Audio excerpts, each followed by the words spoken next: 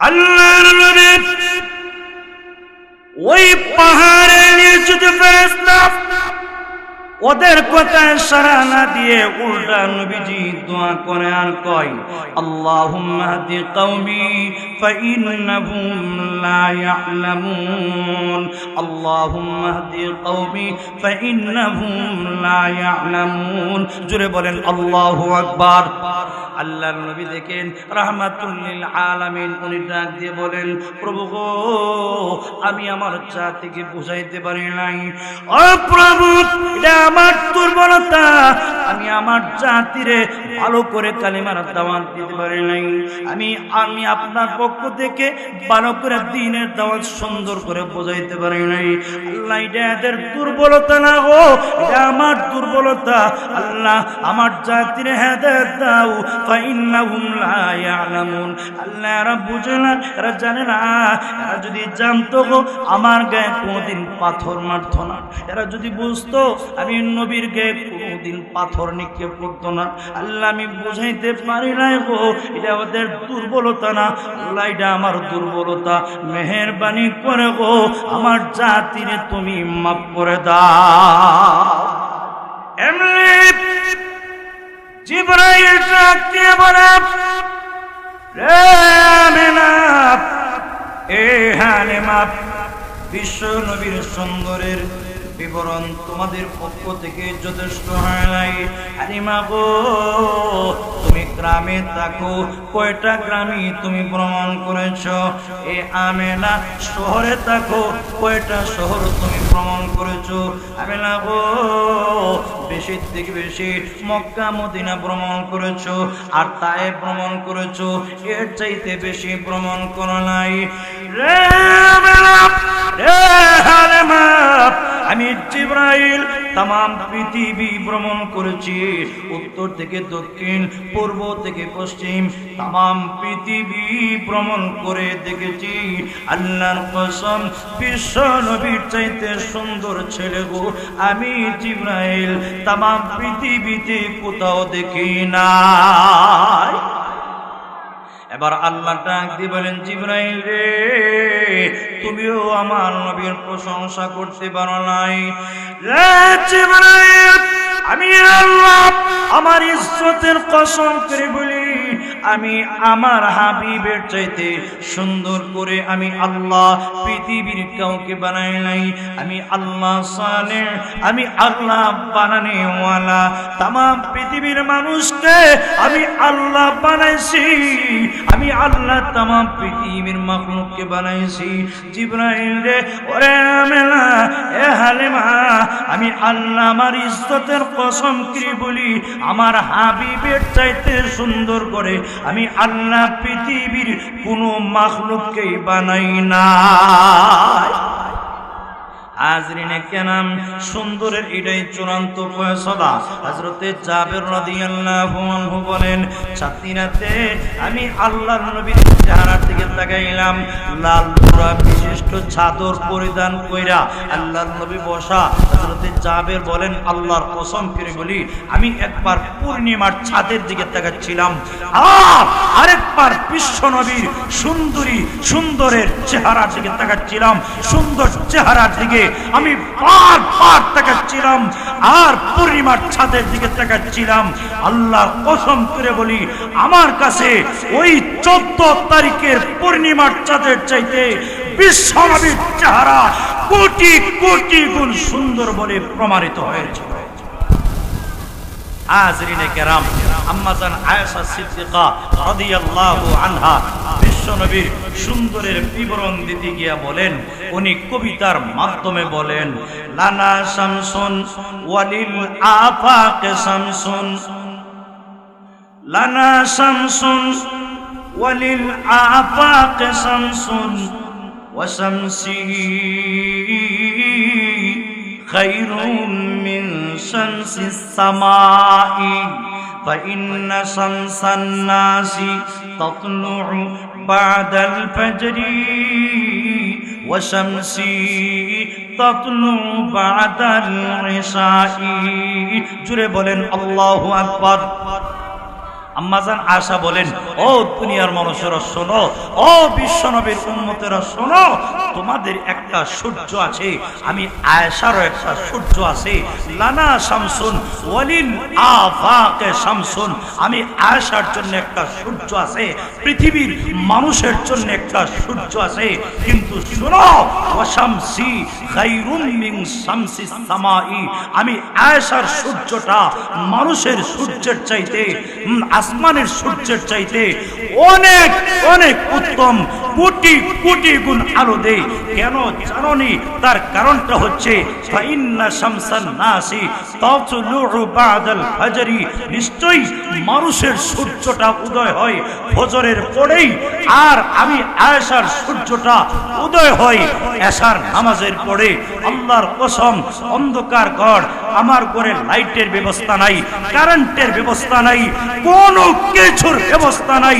আম্মাজান আয়েশা বলেন, বিশ্ব নবী যখন এশার সালাত আদায় করে আমি আয়েশার হুজরা শরীফে প্রবেশ করতেন, যেহেতু মসজিদে নববী আম্মাজান আয়েশার হুজরা শরীফ একদম কাছাকাছি লাগানো।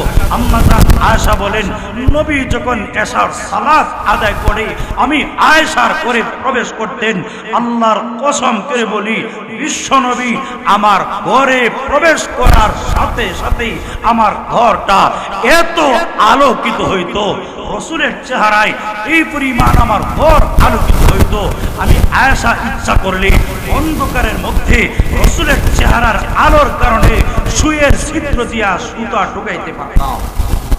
এ রাসূল এরা দাবি করে আমি আল্লাহকে ভালোবাসে, ভালোবাসার দাবি কতটুকু সঠিক যাচাই বাছাই করার জন্য আমি আল্লাহ আপনাকে ঘোষণা দিলাম। বলুন, যদি সত্যিই আমি আল্লাহকে ভালোবেসে থাকি, এরার দাবিতে এরা সত্যবাদী হয়, তাহলে এদেরকে জানিয়ে দিন, এদেরকে বলুন ফাত্তাবিউনি, ও মক্কার কাফেররা, ও ইহুদি খ্রিস্টানেরা, আমি মুহাম্মদ আরবির অনুসরণ করো, আমার ইত্তেবা করো, আমাকে মহব্বত করো, আমাকে ভালোবাসো, লাভ হবে কি? আল্লাহ বলেন ইউহিব্বুকুমুল্লাহ, বিনিময়ে মহান আল্লাহ তোমাদেরকে ভালোবাসবেন। জোরে বলেন সুবহানাল্লাহ। আল্লাহ শুধু ভালোবাসবেন এতটুকুই না, আল্লাহ যদি কাউকে ভালোবাসেন তাহলে তার জীবনে কোনো অপরাধ সংঘটিত হইলে আল্লাহ বলেন, হ্যাঁ আমি আল্লাহ তার জীবনের সবগুলি গুনাহ মাফ করে দিব। আরো জোরে কন্যা সুবহানাল্লাহ। এবার প্রশ্ন হইল, মুহাম্মদুর রাসূলুল্লাহ সাল্লাল্লাহু আলাইহি ওয়াসাল্লামের ইত্তেবা, রাসূলের অনুসরণ, রাসূলের মহব্বত, রাসূলের ভালোবাসা, আল্লাহকে ভালোবাসার পূর্ব শর্ত রাসূলের ইত্তেবা যদি কেউ করে তাহলে প্রমাণ হয়ে যাবে সত্যি আল্লাহকে সে ভালোবাসে, সত্যি মহান আল্লাহকে মহব্বত করে। এবার প্রশ্ন হইল, বিশ্বনবীর অনুসরণ, তার অনুকরণ, এটা শর্ত কেন আল্লাহকে ভালোবাসার? এটা পূর্ব শর্ত কেন? আর তাছাড়া বাকি আল্লাহর নবীকে অনুসরণ করব কেন? আল্লাহর হাবিবকে আমরা মডেল হিসাবে মানব কেন? আল্লাহর রাসূলকে আমরা মহব্বত করব কেন? তার কারণটা কি? তার সবক কি? তার মূল রহস্য কি? হাজরিনে কেরাম, মুহাদ্দিসিনে কেরাম উল্লেখ করেছেন, কেউ কাউকে অনুসরণ করে, কেউ কাউকে ভালোবাসে, চারটা গুণ যদি কোনো মানুষের মধ্যে থাকে, কোনো ব্যক্তির মধ্যে যদি চারটা সিফত, চারটা বৈশিষ্ট্য, চারটা গুণ কোনো ব্যক্তির মধ্যে যদি থাকে, তার জন্যে সারা দুনিয়ার মানুষ দেওয়ানা, তার জন্যে সারা পৃথিবীর মানুষ পাগল করা হয়ে যায়, আসক্ত হয়ে যায়, দেওয়ানা হয়ে যায়, ফরিফতা হয়ে যায়। সুতরাং এই চারটা গুণ কি? কোন গুণের কারণে একজন আরেকজনকে ভালোবাসে এবং আল্লাহর রাসূলকে আমরা কেন ভালোবাসবো?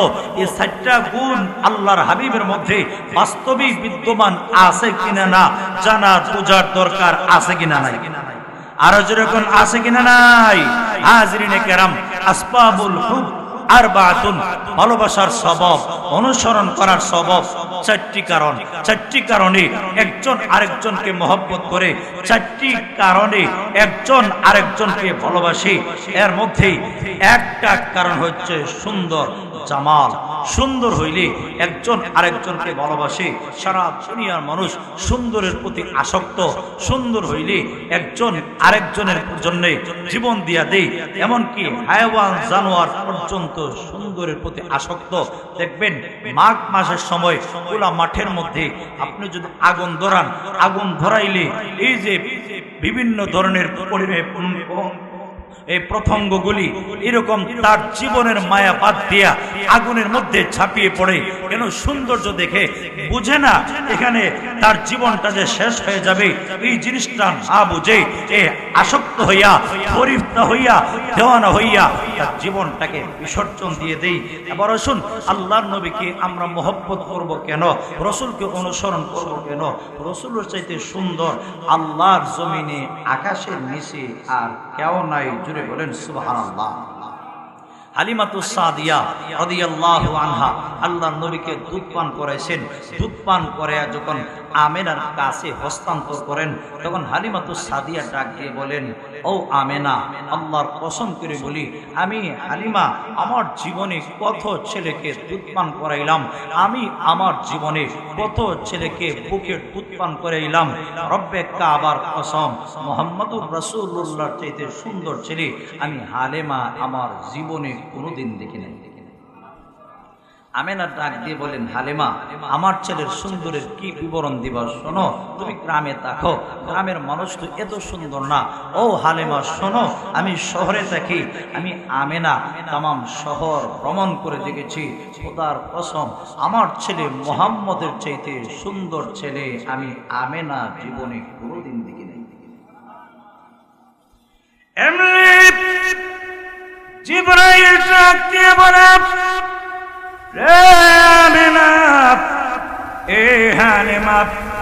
বিশ্ব নবীর সুন্দরের বিবরণ তোমাদের পক্ষ থেকে যথেষ্ট হয় নাই। হালিমা গো, তুমি গ্রামে থাকো, কয়টা গ্রামে তুমি ভ্রমণ করেছ? এ আমেনা শহরে থাকো, কয়টা শহর তুমি ভ্রমণ করেছো? আমেনা গো, বেশি থেকে বেশি মক্কা মদিনা ভ্রমণ করেছো, আর তায়েফ ভ্রমণ করেছো, এর চাইতে বেশি ভ্রমণ করো নাই। রে আমেনা, রে হালিমা, আমি জিবরাইল তামাম পৃথিবী ভ্রমণ করেছি, উত্তর থেকে দক্ষিণ, পূর্ব থেকে পশ্চিম, তামাম পৃথিবী ভ্রমণ করে দেখেছি। আল্লাহর কসম, বিশ্ব নবীর চাইতে সুন্দর ছেলে গো আমি জিবরাইল তামাম পৃথিবীতে কোথাও দেখি নাই।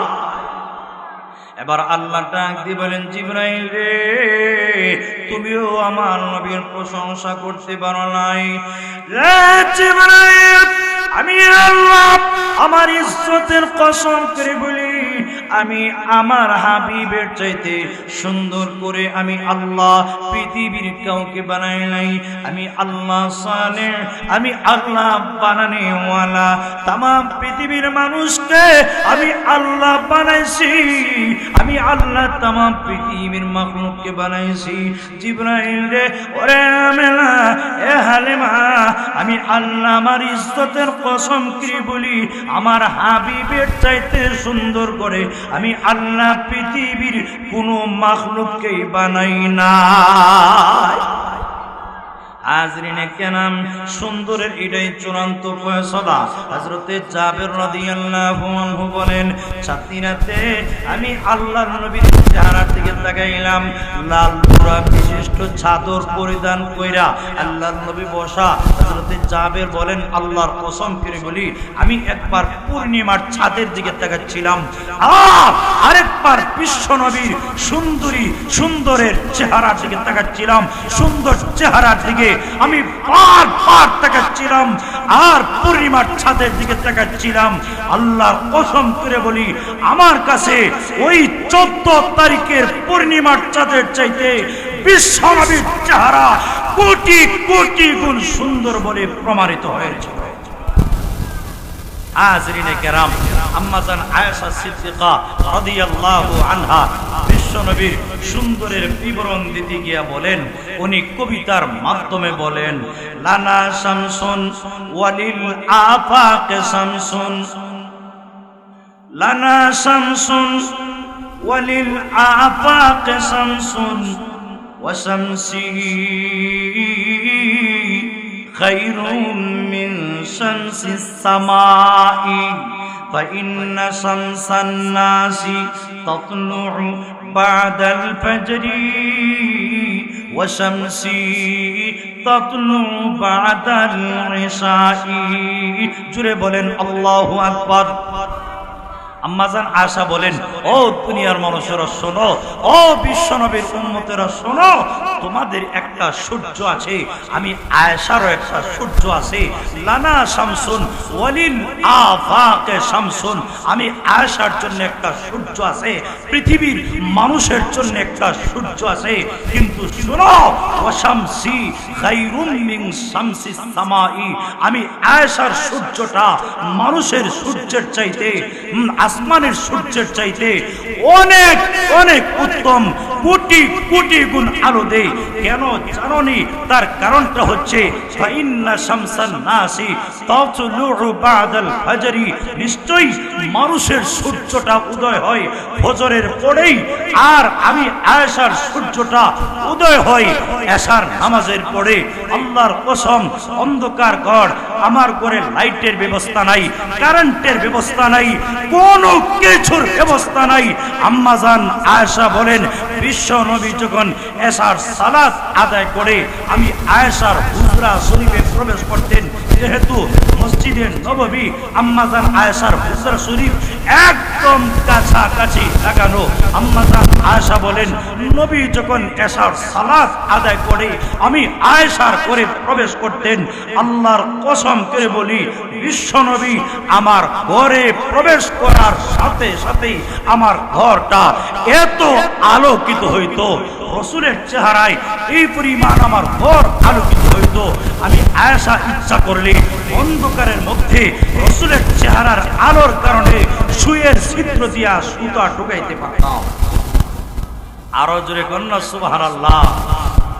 শুধু তাই না, আম্মাজান আয়েশা সিদ্দিকা রাদিয়াল্লাহু আনহা আরো বলেন, লাওয়াহি জুলাইখা লাউ রাআইনা জাবিনাহু, লাওয়াহি জুলাইখা লাউ রাআইনা জাবিনাহু লাআসারনা বিকাতইল কুলুবি আলাল ইয়াদি, লাআসারনা বিকাতইল কুলুবি আলাল ইয়াদি।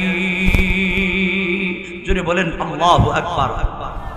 আম্মাজান আয়েশা বলেন, ইউসুফ আলাইহিস সালামের কে যারা তিরস্কার করেছিল, লাওয়াহি জুলাইখা, জুলাইখার তিরস্কারকারিণী যারা যারা জুলাইখার তিরস্কার করেছিল, এরা বলেছিল যে জুলাইখা একটা গোলামের প্রতি, গোলামের প্রতি, ঠিক গোলামকে নিজ হাতে বড় করলো, ইউসুফ পয়গম্বরকে নিজ হাতে বড় কইরা গোলামের প্রতি আসক্ত হয়ে গেল। মিশরের রমণীরা যখন তিরস্কার শুরু করে দিল, যেই মাত্র তিরস্কারের পরে জুলাইখা যখন নিজের পক্ষ থেকে, নিজের উপর থেকে অপবাদ দূর করার জন্য মিশরের রমণীদেরকে জমা করলেন, জমা কইরা ইউসুফ আলাইহিস সালামকে আন্দর মহলে আরেকটা ঘরের ভিতরে রেখেছিলেন। হাজিরিনে কেরাম, কি অবস্থায় লক্ষ্য করে তাকায় দেখুন, ইউসুফ আলাইহিস সালামকে বলেছিলেন, ইউসুফ উখরুজ ইলাইহিন্না, ও ইউসুফ, মিশরের যে সমস্ত নারীরা আমাকে তিরস্কার করেছে, যে জুলাইখা একজন অর্থমন্ত্রীর বউ হইয়া গোলামের প্রতি কেমনে দেওয়ানো হইল, কেমনে তার প্রেমে পড়ে গেল, এই যে তিরস্কার করেছে, ও ইউসুফ, এদের উপযুক্ত জবাব দেওয়ার জন্য আমি চাচ্ছি, উখরুজ ইলাইহিন্না, ইউসুফ রে, তুমি এদের সামনে বের হয়ে যাও। ইউসুফ আলাইহিস সালাম যেই মাত্র বের হয়ে গেলেন, এরা ইউসুফকে একটা নজর দেখা, ফল ছিল হাতে কাটার মতো ফল, চাকু ছিল আরেক হাতে, কাত্তানা আইদিয়াহুন্না, ইউসুফ নবীর চেহারার দিকে একটা নজর তাকাইয়া ফল কাটবে দূরের কথা, আঙ্গুল কেটে টুকরো টুকরো করে ফেলেছে। আরো জোরে কন্যা সুবহানাল্লাহ। লাওয়াহি জুলাইখা লাউ রাআইনা জাবিনাহু لآثرنا بقطع القلوب على اليد لآثرنا بقطع القلوب على اليد যদি বলেন আল্লাহু আকবার। আম্মা জান আয়েশা বলেন, ও বিশ্বনবীর উম্মতেরা, মিশরের রমণীরা যারা ইউসুফ নবী এবং জুলাইখার সম্পর্কে এরা উল্টাপাল্টা ধারণা করেছিল, জুলাইখার তিরস্কার করেছিল, এরা যদি আমার নবীর পেশানি কপাল মুবারক একটা নজর দেখতো, লাআসারনা বিকাতইল কুলুবি আলাল ইয়াদি, হাত কাটার পরিবর্তে কলিজা কেটে টুকরো টুকরো করে ফেলতো। জোরে আওয়াজ দিয়ে বলেন সুবহানাল্লাহ। নবীর সুন্দরের প্রতি আসক্ত হইয়া একজন দুইজন সাহাবী না, হাজার হাজার সাহাবায়ে কেরাম যুদ্ধের ময়দানে জীবন দিয়া দিছে, গলা কাটিয়ে ফেলেছে, কিন্তু নবীর ইজ্জতের উপর আক্রমণ হওয়ার সুযোগ দেয় নাই। জোরে বলেন ঠিক কিনা, আর জোরে বলেন ঠিক কিনা। রাসূলের একজন সাহাবী আব্দুল্লাহ ইবনে যায়েদ ইবনে আব্দে রব্বিহি রাদিয়াল্লাহু আনহু, যিনি মুস্তাজাবুদ দাওয়াত, আল্লাহর কাছে দোয়া করলি যার দোয়া আল্লাহর কাছে কবুল হয়ে যায়, যার নাম আব্দুল্লাহ ইবনে যায়েদ ইবনে আব্দে রব্বিহি রাদিয়াল্লাহু আনহু। মুস্তাজাবুদ দাওয়াতের মানে উনি আল্লাহর এমন একজন প্রিয় বান্দা, আমল করতে করতে এমন তবকায় গিয়ে পৌঁছে গেছে, আল্লাহর দরবারে দরখাস্ত করলেই মহান আল্লাহ কবুল করে নেন। এই উঁচা মাপের জলিল কদর সাহাবী আল্লাহর হাবিব যখন দুনিয়া থেকে চলে গিয়েছিলেন, খেজুরের বাগানে তিনি কাজ করতেছিলেন, খেজুরের বাগানে কাজ করছেন। এই মুহূর্তে ছেলে আয়েশা সংবাদ দিল, আব্বা, আল্লাহর হাবিব মুহাম্মদুর রাসূলুল্লাহ সাল্লাল্লাহু আলাইহি ওয়াসাল্লাম দুনিয়া থেকে বিদায় হয়ে চলে গিয়েছেন।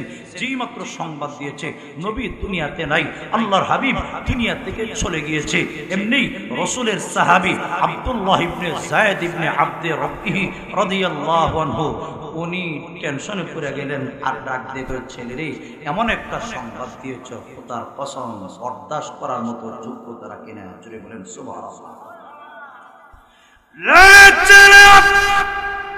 কি সংবাদ দিয়েছ? আল্লাহর নবী দুনিয়া থেকে চলে গিয়েছেন, মেনে নিতে পারি না। ছেলে রে, আল্লাহর হাবিব যদি দুনিয়া থেকে চলে যায় আমার কি অবস্থা হবে? এমনি আল্লাহর দরবারে দুইটা হাত উঠে দোয়া শুরু করে দিয়েছে, প্রভু গো, দিজি চোখ দিয়া বিশ্ব নবী রাহমাতুল লিল আলামিনের চেহারা দেখতাম। ও প্রভু, যে চোখ দিয়া গো আল্লাহর নবীর চেহারা মুবারক দর্শন করতাম, আল্লাহর নবী যে চলে গিয়েছেন, আজ থেকে বাকি জিন্দেগীর জন্য যে আল্লাহর নবীর আর আমি দেখতে পাবো না, আমি আর কানে দেখবো না। আল্লাহ তোমার দরবারে ফরিয়াদ গো, বিশ্ব নবীর যেহেতু আমি আর দেখতে পাবো না, আল্লাহ এই চোখ দিয়া দুনিয়ার আর কাউরে আমি দেখতে চাই না, এই চোখ দিয়া দুনিয়ার কারো প্রতি আমি তাকাইতে চাই না, মেহেরবানি করে গো আমার চোখের পাওয়ার শক্তি উঠে নাও।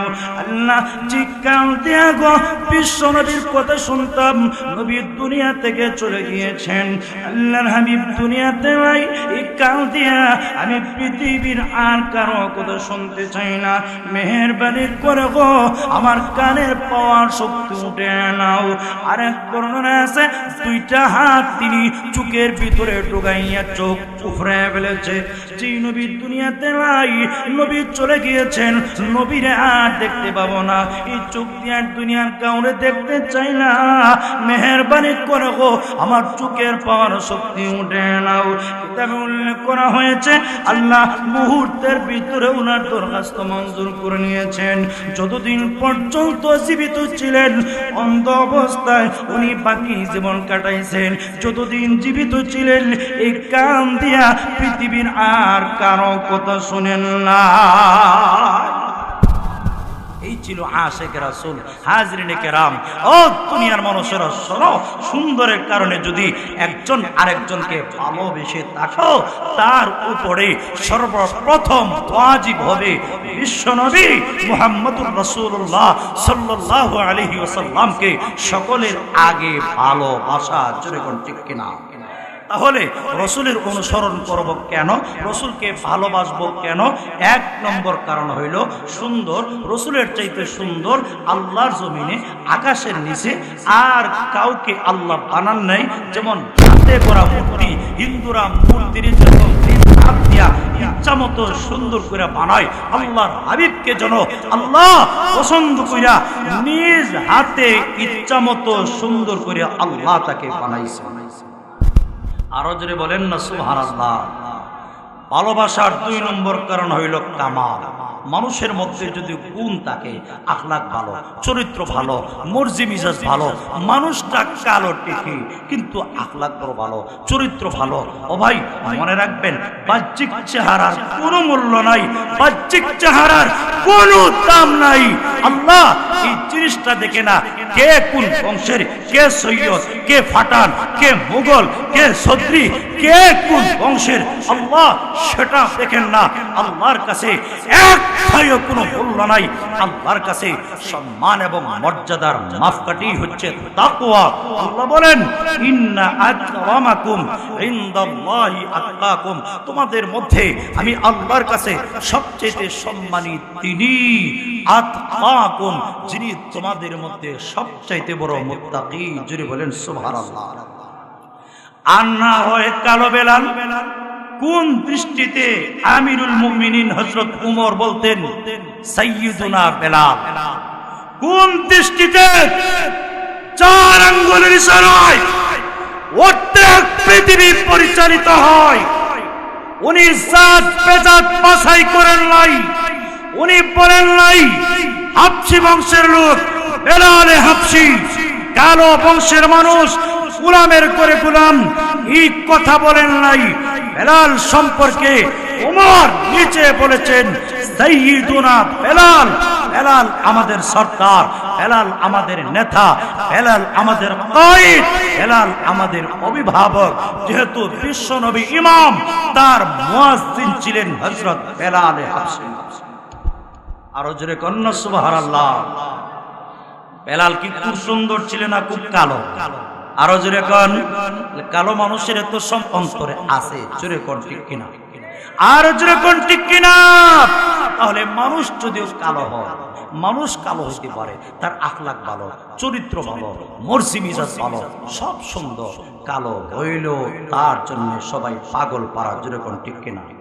কিন্তু চেহারা সুন্দর, আখলাক ভালো না, চরিত্র ভালো না, মর্জি মিজাজ ভালো না, সুন্দর হইতে পারে, বংশ ভালো হইতে পারে, যতই উচ্চ বংশ হোক না কেন, মর্জি মিজাজ ভালো না হইলে তোমারে কেউ ভালোবাসবে না। আমরা সমাজে দেখবেন অনেক নারী এমন আছে, মহিলা কিন্তু কালো টেকে, তার আখলাক ভালো, চরিত্র ভালো, স্বামীর কথা মতো মানে, স্বামীর ইজ্জত, সম্মান, মর্যাদা সব ফলো করে, একটু যারা পরিমাণ স্বামীর রুচির খেলাফ একটা কথাও বলে না। দেখবেন ওই নারীর জন্য স্বামী একদম দেওয়ানা, তার জন্য সব কিছু বিসর্জন দিতে প্রস্তুত। যেরকম ঠিক কিনা? কিন্তু চামড়া সাদা, বংশ ভালো, কিন্তু বাস্তবিক মেয়ের চরিত্র ভালো না, আখলাক ভালো না, মর্জি মিজাজ ভালো না, কথায় কথায় স্বামীর সাথে তর্ক করে, স্বামীর বিরুদ্ধে পাপের বাড়ি গিয়ে কথা বলে, স্বামীর বিরুদ্ধে জাম করে ছায় অপবাদ দিতে থাকে। বাহ্যিক চেহারার সৌন্দর্য হইতে পারে ঠিকই, কিন্তু স্বামীর কাছে সে সম্মান মর্যাদার অধিকার রাখে। আর যেরকম ঠিক কিনা? হাজরিনে কেরাম, তাহলে বাহ্যিক চেহারার কোনো মূল্য নাই, বাহ্যিক চেহারার কোনো দাম নাই। যার চরিত্র ভালো, আখলাক ভালো, যার গুণ ভালো, তার জন্য সারা দুনিয়ার মানুষ পাগল পারা, তার জন্য সবাই আসক্ত, তার জন্য সবাই দেওয়ানা। এবার বলুন তো দেখি, আমাদের নবীর চাইতে আখলাকওয়ালা চরিত্রের অধিকারী আর কেউ আছে? আরো জোরে কোন। আল্লাহ বলেন ইন্নাকা লাআলা খুলুকিন আযীম।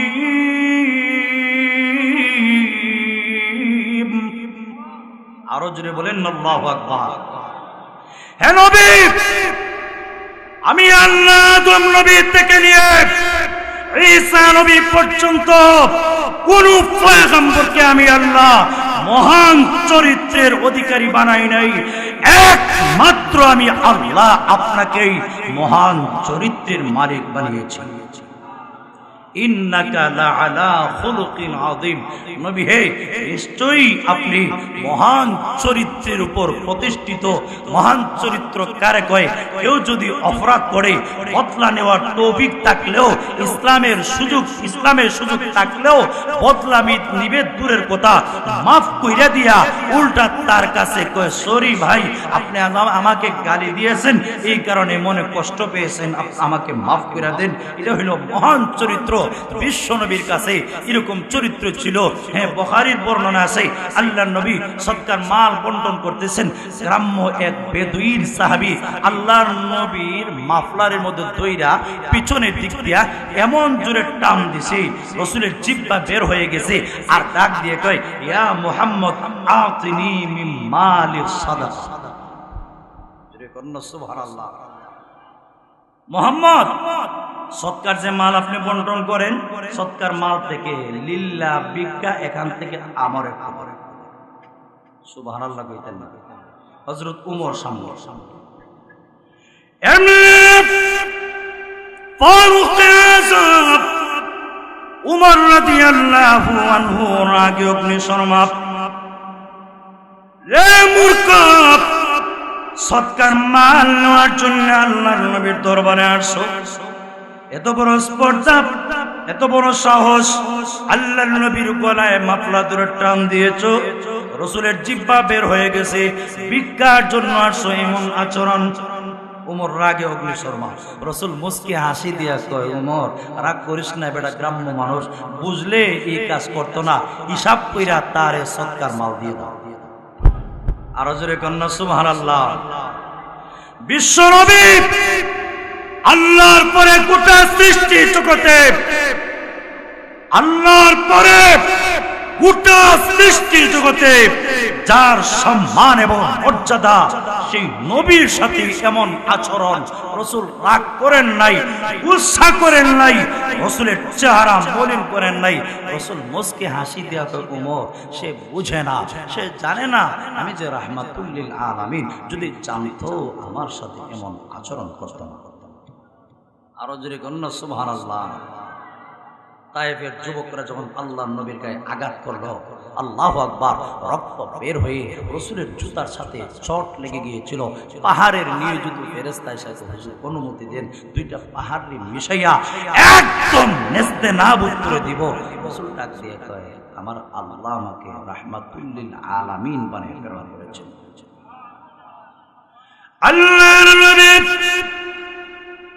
ওই পাহাড়ের নিয়ে যদি ফেরেশতা ওদের কথায় সাড়া না দিয়ে উল্টা নবীজি দোয়া করে আর কয়, আল্লাহুম্মা হাদি কওমি ফাইন্নাহুম লা ইয়ালামুন, আল্লাহুম্মা হাদি কওমি ফাইন্নাহুম লা ইয়ালামুন। জোরে বলেন আল্লাহু আকবার।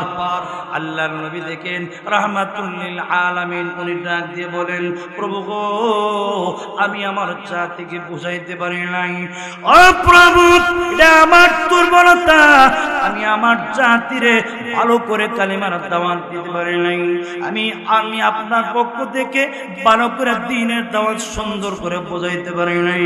আল্লাহ এটা এদের দুর্বলতা না গো, এটা আমার দুর্বলতা। আল্লাহ আমার জাতিরে হেদায়েত দাও, ফাইন্নাহুম লা ইয়ালামুন। আল্লাহ এরা বুঝে না, এরা জানে না, এরা যদি জানতো গো আমার গায়ে কোনোদিন পাথর মারতো না, এরা যদি বুঝতো আমি নবীর গায়ে কোনোদিন পাথর নিক্ষেপ করতো না।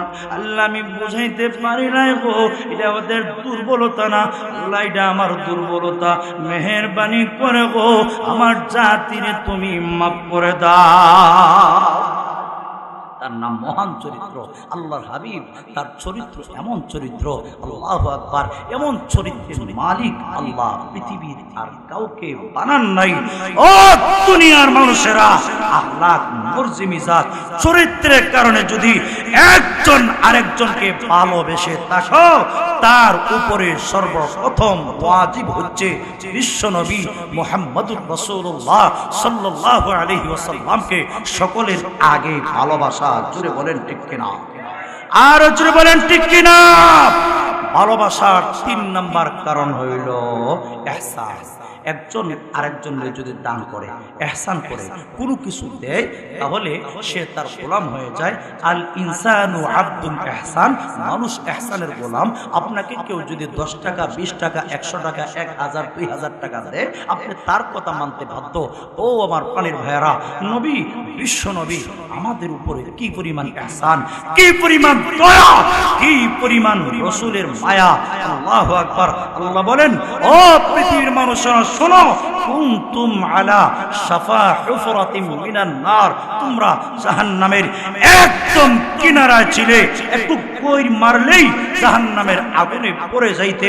আল্লাহ বলেন, ফাআনকাদাকুম মিনহা, বিশ্ব নবী মুহাম্মদুর রাসূলুল্লাহ সাল্লাল্লাহু আলাইহি ওয়াসাল্লাম তোমাদেরকে জাহান্নামের আগুন থেকে দ্বীনের দাওয়াতের মাধ্যমে রক্ষা করেছেন, বাঁচিয়েছেন। নবী যদি এই দরাতে না আসতেন, হেদায়েতের পথ পাইতাম না। এই জাতীয় কোরআন সুন্নাহর মাহফিলে বসে আমরা ওয়াজ শোনার তৌফিক হতো না, নামাজ পড়া নসিব হইতো না, নামাজের মাধ্যমে জান্নাতের মালিক হওয়া নসিব হইতো না। নবী দুনিয়াতে প্রেরণ করেছেন, নবীর মাধ্যমে জান্নাত চিনেছি, জাহান্নাম চিনেছি, হাসর নসর আলমে বরজখ, হাসরের মাঠ সহ সব কিছু বুঝতে পেরেছি। বিনিময়ে নিজের জীবনকে পরিবর্তন করার সুযোগ পেয়েছি। এর চাইতে ইহসান, এর চাইতে দয়া, এর চাইতে অনুগ্রহ আর একজন মানুষের উপর কিছুই হইতে পারে না। তাই ও দুনিয়ার মানুষেরা, ইহসানের কারণে যদি একজন আরেকজনকে ভালোবেসে থাকো, তার উপরে সর্বপ্রথম ওয়াজিব হচ্ছে বিশ্বনবী মুহাম্মদুর রাসূলুল্লাহকে ভালোবাসা। জোরে বলেন সুবহানাল্লাহ। 4 নম্বর কারণ হইল কারাবা, আত্মীয়তার বন্ধন। আত্মীয়তার বন্ধন হইলে একজন আরেকজনকে ভালোবাসে। বাপ তার ছেলের জন্য দোয়া না, ছেলে তার বাপের জন্য দোয়া না, মা তার মেয়ের জন্য দোয়া না, মেয়ে তার মার জন্য দোয়া না, ভাই তার ভাইয়ের জন্য জীবন দিয়া দেয়। ও দুনিয়ার মানুষেরা শোনো, আন-নাবিয়্যু আওলা বিল মুমিনিনা মিন আনফুসিহিম। নবী আমাদের কদ্দুর কাছে জানো? আমার নবী আমার মার চাইতে আমার কাছের, আমার নবী আমার বাপের চাইতে বেশি কাছের, আমার নবী আমার ছেলের চাইতে বেশি কাছের, আমার নবী আমার মেয়ের চাইতে আমার বেশি কাছের, আমার নবী আমার ভাইয়ের চাইতে আমার বেশি কাছের। এক কথায় তামাম পৃথিবীর সব মানুষের চাইতে আমার নবী আমার বেশি কাছের। আল্লাহ নিজেই বলেছেন, আন-নাবিয়্যু আওলা, আই আন-নাবিয়্যু আকরাবু বিল মুমিনিনা মিন আনফুসিহিম। নবী মুমিনের কাছে তার প্রাণের চাইতে বেশি নিকটে। একজন ঈমানদার, একজন মুমিন তার প্রাণের চাইতেও একজন আমাদের নবী আমাদের কাছে। নবী আমার প্রাণের চাইতে আমার কাছের কেমনে হয়? হাজরিনে কেরাম, আমার মন চায় সুদ খাইতে, আমার মন চায় জিনা করতে, আমার মন চায় নামাজ না পড়তে, আমার মনে পাপ কর্ম করাইয়া আমাকে জাহান্নামের আগুনে পৌঁছায়া দেয়। আমার নবী বলে, নামাজ ছাড়িস না, গুনাহ করিস না, জিনা করিস না, সুদ খাস না, ঘুষ খাস না, জাহান্নামের আগুনে জ্বলতে হবে। তাহলে আমার নফস আমাকে গুনাহ করাইয়া জাহান্নামে পৌঁছায়া দেয়। আমার নবী আমাকে টেনে টেনে ধরে ধরে শরীয়তের আলো দিয়া জাহান্নামের পার থেকে জান্নাত পর্যন্ত আমার নবী আমাকে পৌঁছায় দেয়। বলুন তো দেখি, আমার নবী আমার প্রাণ চাইতে কাছের না? হাজরিনে কেরাম, এই কারণে কারাবাতের কারণে যদি, বন্ধনের কারণে যদি, আত্মীয়তার বন্ধনের কারণে যদি একজন আরেকজনকে ভালোবেসে থাকে, তার উপরে সর্বপ্রথম ওয়াজিব হবে বিশ্বনবী মুহাম্মদ আরবি সাল্লাল্লাহু আলাইহি ওয়াসাল্লামকে ভালোবাসা। জোরে আওয়াজ দিয়ে বলুন ঠিক কিনা? এবার আমরা এতক্ষণ আলোচনার দ্বারা বুঝতে পারলাম নবীকে ভালোবাসবো কেন, নবীর অনুসরণ করব কেন। হাজরিনে কেরাম, এবার প্রশ্ন হইল, আল্লাহর হাবিবকে আমরা ভালোবাসবো, মহব্বত করব, কদ্দুর মহব্বত করব? ভালোবাসার মাপকাঠি কি? কদ্দুর ভালোবাসলে প্রমাণ হবে আমি আশিকে রাসূল? আমরা তো মুখ দিয়ে দাবি করি আশিকে রাসূল, মুখ দিয়ে দাবি করি নবীকে ভালোবাসি, কিন্তু বাস্তবিক অর্থে রসুলকে ভালোবাসি না। মুখ দিয়া দাবি করলেই ভালোবাসা প্রমাণ হয় না। নবীর ইজ্জতের উপর আঘাত হাইলে, নবীর কোরআনের জন্য, নবীর দ্বীনের জন্য যদি কোনো প্রেক্ষাপট তৈরি হয় আর আপনাকে যদি জীবন দেওয়ার পরিবেশ তৈরি হয়, আপনি যদি জীবন না দিয়া রাজপথে নিজেকে উৎসর্গ না করে নিজের জানের মায়ায় ঘরে বসে থাকেন, তাহলে এটা আশিকের রাসূলের প্রমাণ হতে পারে না, এটা মুনাফিকের আলামত। ঠিক কিনা? আরো যেরকম ঠিক কিনা? সত্যিকারের আশিক রাসূল তারাই নবীর ইজ্জতের জন্য যদি রাজপথে ডাকতে হয়, নবীর ইজ্জত রক্ষা করার জন্য, নবীর কোরআনের মর্যাদা রক্ষা করার জন্য রাজপথে জীবন দিতে তার একটু পরোয়া করে না, তার নাম হইল সত্যিকারের আশিক রাসূল। জোরে বলেন ঠিক কিনা?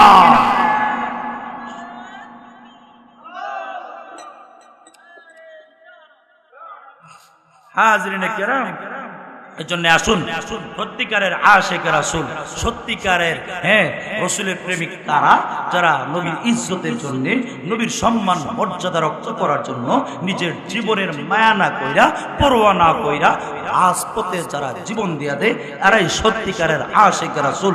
এবার যে প্রশ্নটা করেছিলাম, রাসূলকে ভালোবাসবো ঠিক, কদ্দুর ভালোবাসবো, ভালোবাসার মাপকাঠি কি, কদ্দুর ভালোবাসলে এই কথার প্রমাণ হবে যে আমি আশিক রাসূল। আল্লাহর হাবিব সহিহ বুখারীর বর্ণনায় আছে, রাসূল বিবরণ দিয়েছেন হযরত আনাস রাদিয়াল্লাহু আনহু থেকে riwayat। আল্লাহ রাসূল বলেন, লা ইউমিনু আহাদুকুম হাত্তা আকুনা আহাব্বা ইলাইহি মিন ওয়ালিদিহি ওয়া ওয়ালাদিহি ওয়ান নাসি আজমাইন। আল্লাহর হাবিব ভালোবাসার মাপকাঠি দিয়েছেন, ও দুনিয়ার মানুষেরা শোনো, লা ইউমিনু আহাদুকুম, তোমাদের কেউ ততক্ষণ পর্যন্ত কামিল পরিপূর্ণ মুমিন হতে পারবে না, ইমানদার হতে পারবে না, হাত্তা আকুনা আহাব্বা ইলাইহি, যতক্ষণ পর্যন্ত আমি নবী তার কাছে প্রিয় না হব, মিন ওয়ালিদিহি, তার মা বাবার চাইতে, ওয়া ওয়ালাদিহি, সন্তান সন্ততির চাইতে, ওয়ান নাসি আজমাইন,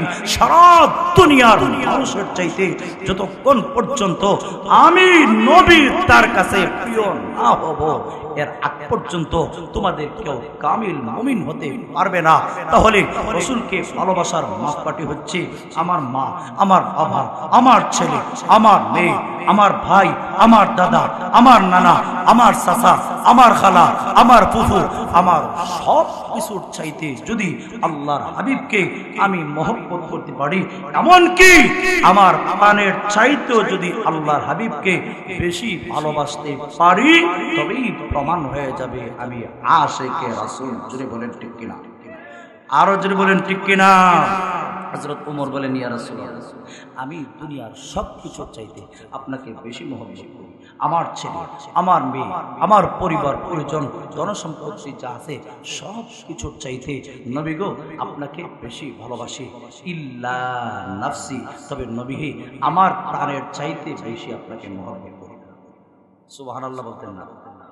সাহাবায়ে কেরাম এদের অন্তরে নেফাকি ছিল না, মুনাফিকি ছিল না, মুখে যা ছিল বুকে তা ছিল, বুকে যা ছিল মুখে তা ছিল। আমাদের চরিত্র হচ্ছে মুখে একটা, বুকে আরেকটা, বুকে একটা, মুখে আরেকটা। আমরা হইলে কইতাম, ইয়া রাসূলুল্লাহ, প্রাণের চাইতেও বেশি ভালোবাসি। রাসূল ডাক দিয়ে কয়, ওমর, এখনো তুমি কামিল মুমিন হতে পারো নাই। জোরে বলেন না সুবহানাল্লাহ। উমর, কামিল মুমিন যদি হতে চাও রে উমর, तमाम পৃথিবীর মানুষের চাইতে, তোমার প্রাণের চাইতো যদি আমি নবীরে ভালোবাসতে পারো রে উমর, তবে তুমি কামিল ঈমানদার হতে পারবে। উমর রে, নিজের প্রাণের চাইতে যতক্ষণ পর্যন্ত বেশি না ভালোবাসবে, উমর রে এর আগ পর্যন্ত কামিল মুমিন হতে পারবে না। হযরত ওমর চিন্তা করলেন, যে নবীর জন্য আমি এত কিছু করলাম, আমি বুঝি এখনো কামিল মুমিন হতে পারি নাই।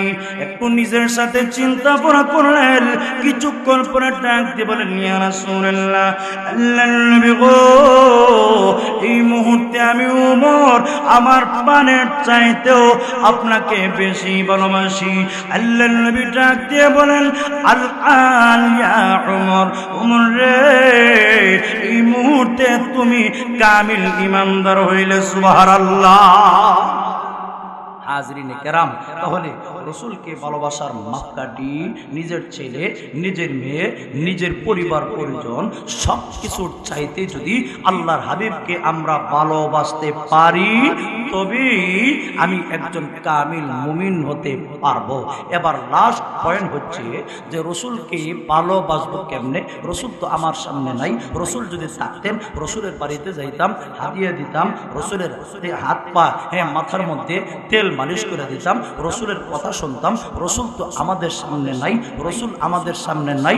যিনি সামনে নাই তার ভালোবাসি কেমনে, তাকে মহব্বত করি কেমনে, তার জবাব কানাও তিরমিজি শরীফের হাদিসে আল্লাহর হাবিব আজ থেকে প্রায় ১৫০০ বছর আগে আল্লাহর হাবিব তার বিবরণ দিয়ে গেছেন। আখির জমানায় একদল মানুষ আমাকে মহব্বত করার জন্য পাগল পারা হয়ে যাবে, এরা দেওয়ানা হয়ে যাবে। আমাকে কেমনে ভালোবাসতে হবে রসুল তার পদ্ধতি আগেই বলে গিয়েছেন। রসুল বলে গিয়েছেন, মান আহাব্বা সুন্নতি ফাকাদ আহাব্বানি। রসুল বলেন, আমার যে উম্মত আমার সুন্নতকে ভালোবাসলো, আমার তরিকাকে ভালোবাসলো, হাবিবে কিবরিয়া বলেন, ফাকাদ আহাব্বানি, নিশ্চয়ই আমার সেই উম্মত অবশ্যই আমি নবীকে ভালোবাসলো। রসুল যেভাবে খাইছেন, আমার উম্মত যদি সেইভাবে খাওয়া দাওয়া করে, আমি নবী যেভাবে বিয়ে শাদী করেছি, আমার উম্মত যদি সেরকম বিয়ে শাদী করে, এক কথায় আমার পারিবারিক জীবন থেকে নিয়ে আন্তর্জাতিক জীবন পর্যন্ত যদি আমার জীবনের সবগুলি ক্ষেত্রে দাফে দাফে আমার অনুসরণ করে, আল্লাহর হাবিব বলেন আমার সুন্নাহ অনুসরণ করে, আমার দোয়া পথ মতো চলে, রাসূল বলেন ফাকাত আহাব্বানি, নিশ্চয়ই সে আমি নবীকে ভালোবাসলো। রাসূল বলেন সুবহানাল্লাহ। এবার লাস্ট প্রশ্ন হচ্ছে, রসুলকে ভালোবাসলে লাভ কি হবে? আয়াতে আল্লাহ এক জবাব দিয়েছেন, নবী হাদিসে আরেকটা জবাব দিয়েছেন, দুইটা জবাব দিয়ে শেষ। রসুলকে ভালোবাসলে লাভ কি হবে? লাভটা হলো আল্লাহ কোরআনের আয়াতের মধ্যে আল্লাহ জীবনের গুণাগুলি মাফ করে দিবেন, জীবন একটা গুণও থাকবে না। আর রসুল বলেন, কানা মাই ফিল জান্নাহ, আমার যে উম্মত আমাকে ভালোবাসলো, আমার যে উম্মত আমাকে মহব্বত করলো, হাবিবে কিবরিয়া বলেন আমার সেই উম্মত আমার সাথে জান্নাতে কাছাকাছি থাকবে। তাহলে রসুলকে ভালোবাসলে লাভ হইল যে রসুলের সাথে জান্নাতে থাকবো। তাহলে আজকের আলোচনা দ্বারা আমরা বললাম রসুলকে ভালোবাসবো কেন। ভালোবাসার কারণটা হইল 4টা গুণ। 4 গুণের কারণে আমরা রসুলকে ভালোবাসবো। জামাল, কামাল, ইহসান, কারাবাত, এই 4টা গুণের কারণে আল্লাহর হাবিবকে ভালোবাসবো। 2 নম্বর প্রশ্ন ছিল রসুলকে ভালোবাসবো কদ্দুর ভালোবাসবো, মাপকাঠি কি? মাপকাঠি হইল রসুলের সুন্নতের বেলায় আমার জীবন একদিকে, রসুলের সুন্নত আরেকদিকে, আমার জীবন চলে যাবে, আমার মেয়ে চলে যাবে, আমার বাপ চলে যাবে, সারা পৃথিবী আমার বিরুদ্ধে চলে যাবে। রসুলের সুন্নতকে আমি বিসর্জন দিতে দিব না। এখন এই অবস্থায় এইভাবে যদি রসুলের সুন্নতের অনুসরণ করতে পারি, রসুলকে যদি ভালোবাসতে পারি, ফলাফল হচ্ছে আল্লাহ জীবনের গুনাহগুলি মাফ করে দিবেন, আল্লাহ আমাদের মহব্বত করবেন, আর রসুলের সাথে একদম কাছাকাছি আল্লাহর তৈরি জান্নাতে বসবাস করব, জান্নাতে থাকতে পারবো। যেরকম ঠিক কিনা?